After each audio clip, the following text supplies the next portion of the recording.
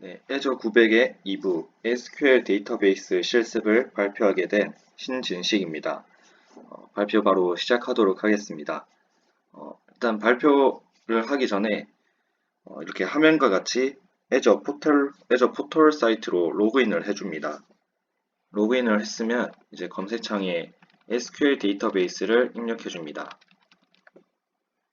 네, SQL 데이터베이스에 들어가서 만들기를 클릭해줍니다.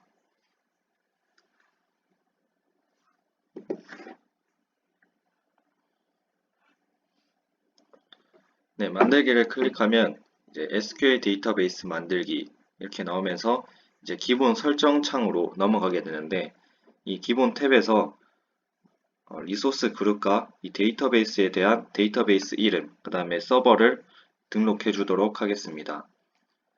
리소스 그룹의 이름은 뭐 임의로 입력을 해도 되는데 저는 새로 만들기를 해서 Azure DB라는 이름으로 리소스 그룹을 만들어 주도록 하겠습니다.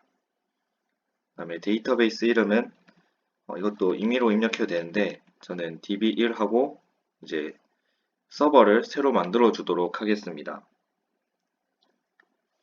서버의 이름은 SQL 서버 7676으로 지정을 할 것이고 이 서버의 이름은 다른 서버와 겹치면 안 되기 때문에 이제 고유한 값을 입력해 줘야 합니다.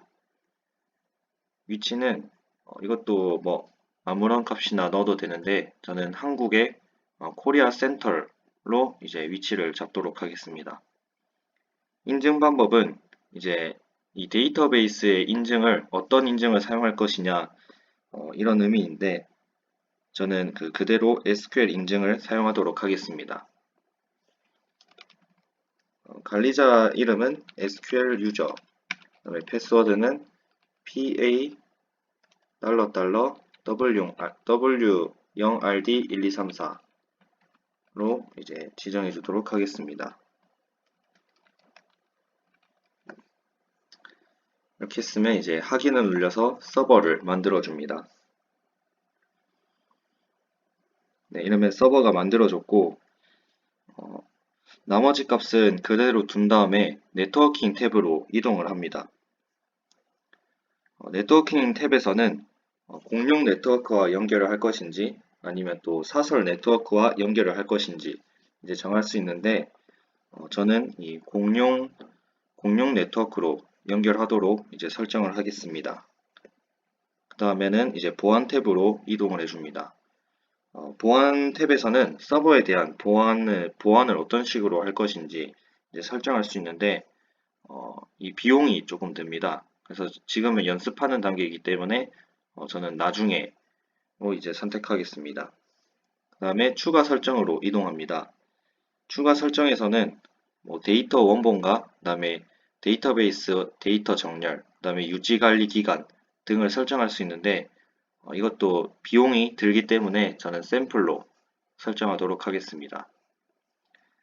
네, 이렇게 되고 나면 이제 검토 만들기를 누른 다음에 이제 검토 만들기 탭에서 이제 제가 입력한 값이 올바른지 이렇게 확인을 하고 그다음에 만들기를 클릭해서 SQL 데이터베이스를 만들어 보도록 하겠습니다. 이렇게 배포 진행 중이라 뜨는데 이게 생각보다 오래 걸리기 때문에 한 3분에서 7분 정도 소요가 된다고 합니다. 조금 기다려 주도록 하겠습니다. 이렇게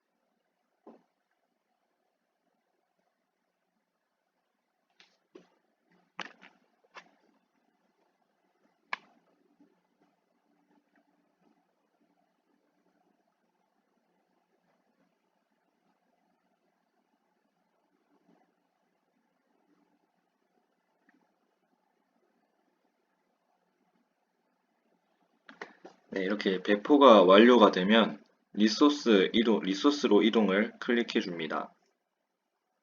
네, 그럼 이제 좀 전에 만들었던 SQL 데이터베이스로 이동을 하게 되는데 이번에는 SQL 데이터베이스를 한번 만들어진 SQL 데이터베이스를 테스트해 보도록 하겠습니다.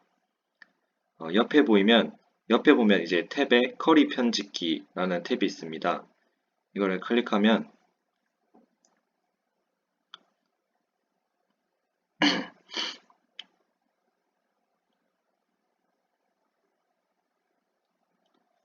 네, 이렇게 아이디와 패스워드를 이용해서 SQL 데이터베이스의 쿼리를 편집할 수 있도록 만들어져 있는데 한번 아까 만들었던 아이디와 패스워드로 로그인 해 보도록 하겠습니다.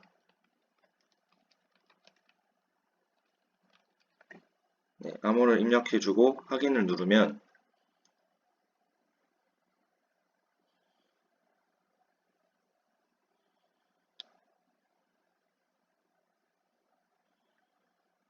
네, 정상적으로 로그인이 돼야 되는데 현재 로그인이 되지가 않습니다.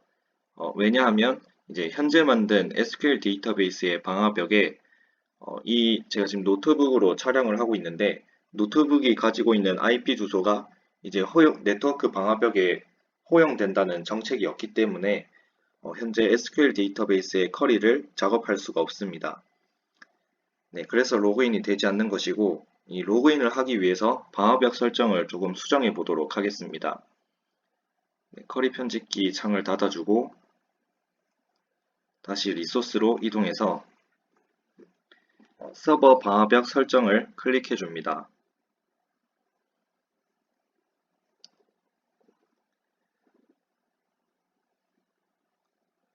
네, 이 서버 방화벽 설정에서는 이 SQL 데이터베이스에 이제 어떤 IP 주소가 접속을 할 수 있고 또 가상 네트워크를 추가할 수 있으며 네, 그런 기능 등이 있습니다. 어, 여기서 보면 클라이언트 IP 주소 추가가 있는데 이 버튼을 누르게 되면 지금 제가 사용하고 있는 이 노트북의 IP 주소가 자동으로 이 방화벽 규칙에 허용으로 추가가 되게 됩니다. 네, 그러면 이렇게 제 노트북의 IP 주소를 이 데이터베이스의 방화벽 정책에 추가를 해준 다음에 저장을 눌러주도록 하겠습니다. 네, 이러면은 이제 방화벽 규칙이 업데이트 됐다고 알림이 뜨고 그 다음에 나가서 다시 쿼리 편집기를 하기 위해 SQL 데이터베이스에 로그인을 해보도록 하겠습니다.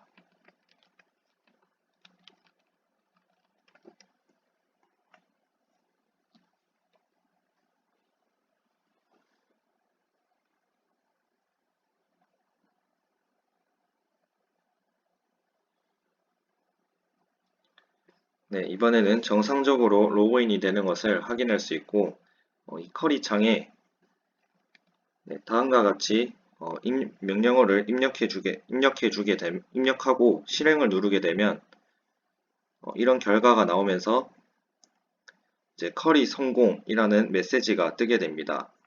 이렇게 되면 성공적으로 데이터베이스에 접근을 해서 이제 데이터의 쿼리를 이제 처리할 수 있도록 실행을 해줬고, 네, 여기까지가 SQL 데이터베이스에 대한 제 발표이고, 발표를 마치도록 하겠습니다. 감사합니다.